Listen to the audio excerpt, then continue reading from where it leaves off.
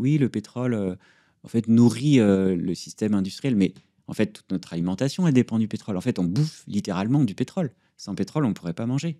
La population, elle a fait x2, x10, je ne sais pas combien, mais en fait, sans les engrais azotés, qui est à base de gaz naturel, sans le pétrole, on ne pourrait pas distribuer les camions, le frigo, tout le plastique, les engrais, les pesticides, les tracteurs, tout ça, c'est du pétrole.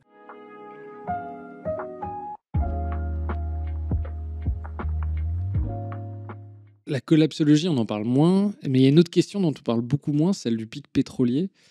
Pourtant, quand on regarde les choses, hormis l'émergence du pétrole et des gaz de schiste, bah, en fait, les choses n'ont pas vraiment changé. Le taux de retour énergétique, donc ça coûte de plus en plus d'énergie d'aller chercher un nouveau baril de pétrole. Les choses n'ont pas vraiment changé. Euh, Qu'est-ce que tu penses de l'approvisionnement pétrolier? Pourquoi tu penses qu'on ne parle plus de cette question? Est-ce qu'elle est devenue secondaire ou elle est toujours aussi prégnante? Waouh, grosse question. Ouais, pas du tout à la mode, hein, personne n'en parle. À la fois, merci d'amener ça, et puis à la fois, oh, que dire? Euh, Ça fait 15 ans, 20 ans que je m'intéresse à cette question. Là, j'ai un peu lâché les chiffres parce que, disons qu'il y a, dans les années 70, 80, quand l'écologie et le mouvement politique d'écologistes est né, c'était prégnant, c'était la question principale. Et on se préparait au manque d'énergie. Et aujourd'hui, toutes les prédictions sont assez justes. En fait, on est sur un plateau, tout le pétrole facile, conventionnel, a été bouffé, a été brûlé. Maintenant, on est sur des pétroles très difficiles d'accès qui sont, qui détruisent encore plus l'environnement, qui sont plus chers, qui nécessitent plus de technologie. Et pourtant, on reste sur un plateau. Donc, il y a vraiment un risque de pénurie. Et le pétrole, c'est comme une drogue. C'est une drogue, en fait, de notre société. On est vraiment shooté au pétrole. Donc, quand on est drogué, addict vraiment fort, il y a deux problèmes.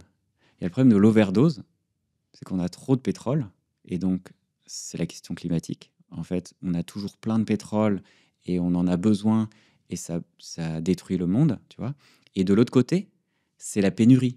Si le drogué n'a plus sa cam, sa dose, il meurt assez vite, tu vois. Et c'est Poutine qui nous l'a fait sentir avec le gaz lors de la guerre en Ukraine, là, enfin au début.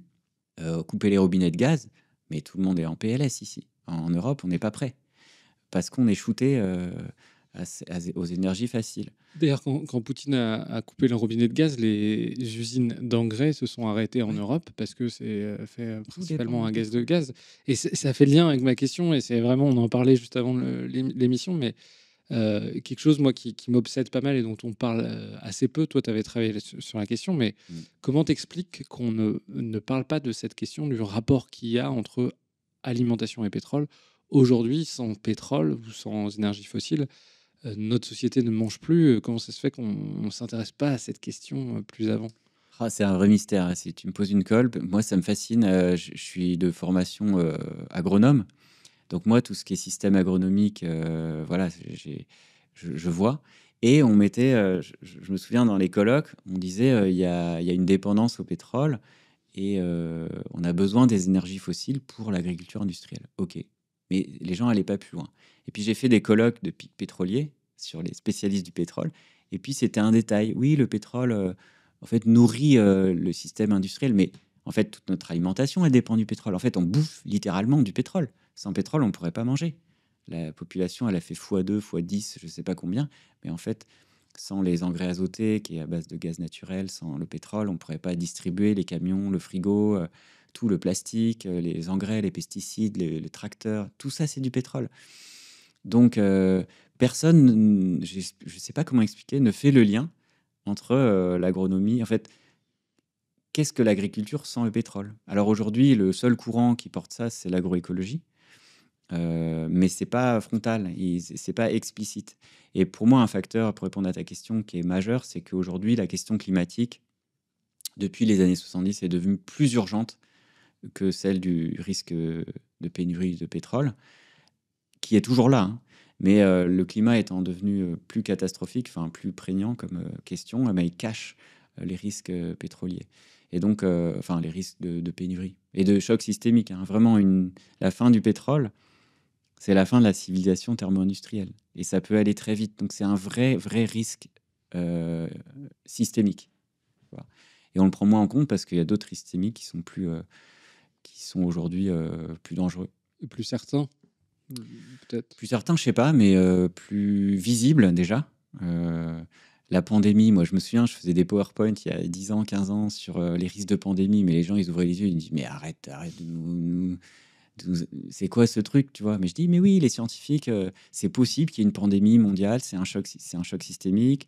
Il y en a d'autres, il y a les blackouts, tu vois. Il y a plein il y a une liste, enfin les scientifiques ils savent, il y a des listes de risques systémiques. Et la pandémie en faisait partie. Maintenant, depuis le Covid, on me croit, tu vois. Enfin, On parlait d'accélération tout à l'heure, c'est intéressant sur l'émergence des maladies nouvelles, donc des pandémies ou les réémergences. Elles ont, j'ai plus le chiffre précis en tête, enfin la date, elles ont été multipliées par 4 depuis les années 50, je crois. C'est le gouvernement anglais qui avait fait cette carte qu'on peut voir sur Internet facilement. C'est pareil, il y a une accélération aussi de ces facteurs-là, de ces risques-là. ouais, de partout. Hein, là, donc, les grands risques, en ce moment, celui qui émerge, c'est l'IA autonome. Et ça, les philosophes sur les risques, ils l'ont depuis des années. Hein, c'est dans la littérature scientifique. Donc, parmi les risques, tu vois, dans les risques, tu as les risques catastrophiques globaux et au-dessus, tu as les risques existentiels. Risques catastrophiques globaux, c'est l'effondrement de la société, des sociétés. Et risque existentiel, c'est risque de fin de l'espèce humaine. Ben, les risques existentiels, ça a le climat et tu as le nucléaire, bien sûr les astéroïdes et tout, et maintenant l'IA autonome. Et là, ça émerge à une vitesse grand V, tu vois. Donc maintenant, médiatiquement, ça prend le dessus, alors que les autres sont toujours là, même peut-être plus fort aussi.